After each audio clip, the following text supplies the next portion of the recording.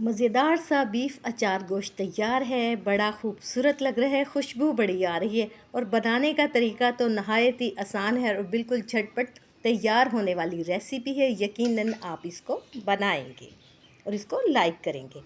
अस्सलाम वालेकुम dear viewers, आज मैं आपको अचार गोश्त बनाने की रेसिपी बता रही हूँ। तो इसके लिए सबसे पहले मैंने लिया है 1/2 kg बीफ, बोनलेस है। इसमें हम एक बड़े साइज़ का टमाटर, 1 चम्मच लहसुन अदरक का पेस्ट और 2 मीडियम साइज़ के टमाटर ऐड करेंगे और इसमें 1 से 1.5 गिलास पानी ऐड करेंगे। क्योंकि हम प्रेशर में पका रहे हैं इसलिए पानी कम इस्तेमाल करेंगे।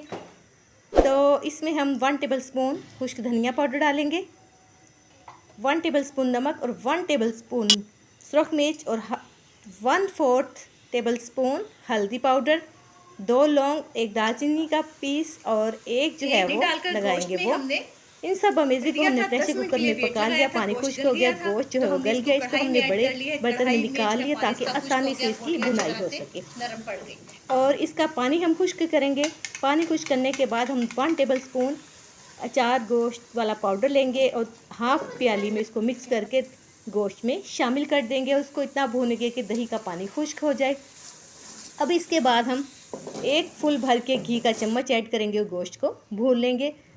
देखें जी, गोश्त अच्छी तरह से भुन गया है, घी छोड़ दिया, उसमें खुशबू आ रही है। इस स्टेज पे हम सब्ज़ मिर्चें जिनमें मैंने कट लगा के अचार गोश्त का पाउडर ऐड कर दिया था, तो अब बिल्कुल ये तैयार हो गया है। खाने के लिए झटपट सी रेसिपी है, यकीनन आप बनाएंगे और इसको एंजॉय करेंगे। अगर आप मेरे चैनल पर नए हैं तो प्लीज़ मेरे चैनल को सब्सक्राइब करें, बेल आइकन को प्रेस करें। चलते हैं, फिर मिलेंगे। अल्लाह हाफ़िज़।